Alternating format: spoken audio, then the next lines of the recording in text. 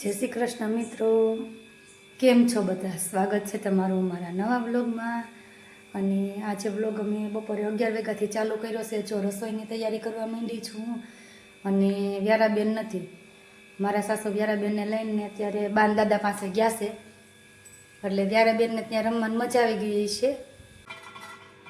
જો મિત્રો, મેં અહીંયા તેલ ગરમ કરવા મૂકી દીધું છે. શાક વઘારવાની તૈયારી થઈ છે. ચોળીનું શાક બનાવવાનું છે, લીલી ચોળીનું શાક. એના માટે જો મેં તૈયાર કરી લીધું છે લસણ ને લીમડો. અને પાયચમ હતી ત્યારે અમે હાંબો લીધો હતો, કે થોડોક પડ્યો હતો. મેં કીધું લે પડ્યો છે ને તો ખીર બનાવી નાખું. તો એનું જો પાણી ગરમ કરવા મૂકી દીધું છે ને પાણી જો ગરમ થઈ ગયું છે. તો ચાલો રસોઈ બનાવી નાખું, શાક ને ખીર ને રોટલીને બનાવી નાખું. બધા પહોંચી જાજો જમવા. કોમેન્ટ કરીને કહેજો લીલી ચોળીનું શાક કોને કોને ભાવે છે.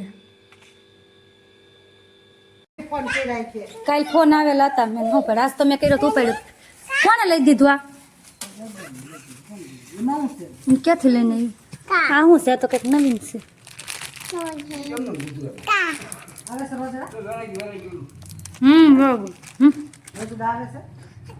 માં નથી ખાવું, આવું નથી ભાવતું. મસ્ત મસ્ત આ નથી ખાતી. ખાધું ઓલી વખતે બાઈ એમાં લીધા તો એકલા તા નથી ખાધા. ખાતો યારું એ જઈ આવું. રોટલી ખાવાની ચાલો. એ વ્યારી નાખ્યું જો.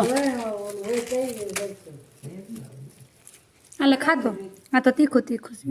હેલો મિત્રો, 6 વાગી ગયા છે. અને જો મને મજા નહોતી, થોડુંક મજા જેવું નહોતું. તે બપોર પછી બહુથી કઈ વાત કીધું હાલ આપણે દવા લઈ આવી. અને દવા લઈ આવ્યા અને આમ જો ખીચડી થોડીક બનાવી હતી ને તો નાના કુકરમાં મૂકી તો ઉભરાય. અને ઘીસોડાનો સંભારો કર્યો છે.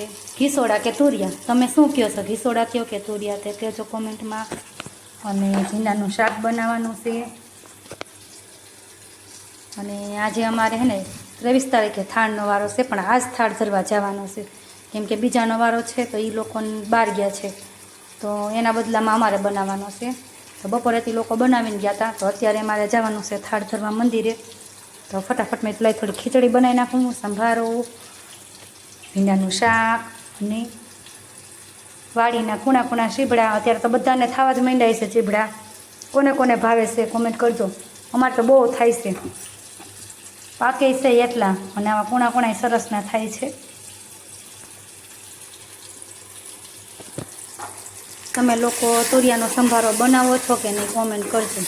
અત્યારે બધાને તુરિયા ને ચીબડા ને એવું ભીંડો બધાને ઘરે થતું જ હોય. વાડીએ અત્યારે બધાને જમીન હોય એ લોકોને થતું જ હોય.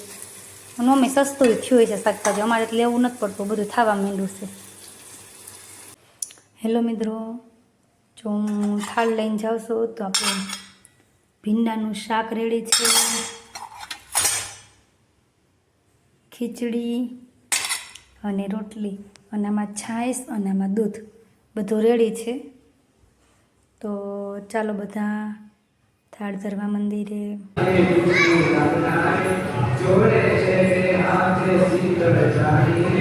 હું મંદિરેથી વહી આવી છું અને મારા વ્યારાબેન ખેંચે છે. જો પોતે વાડીએ ગઈ હતી એટલે મંદિરે આવી નથી. આ કોનું હોય છે પ્રસાદી? શું છે? મારી ચોકેટ છે. બીજું શું છે? જામફળ છે. શું છે? એક મમ્મા હાટું રહેવા દે, પ્રસાદી બધાને ખાવાની હોય. એક આપ મમ્મા, એક મમ્માની. હા, એક મમ્માની. તારી પાસે કેટલી છે બતાવ? તારી પાસે કેટલી છે એ ખોલી દો પહેલાં. એ તું જા. હાલો, એક મમ્માની. જા હાલો, ચા બાંધ કે ખોલી દે. જા મમ્માને, જા બધું ઠેકાણે કરવું હોય. જો રિહાણી નો આપીને એટલે આલે બધી લઈ લે. હાલે હે વાડી આ લઈ લે. પ્રસાદી કેમ નીચે નાખી?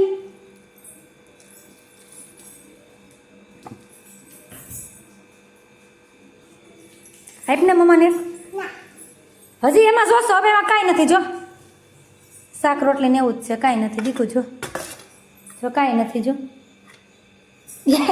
દેખી ગઈ.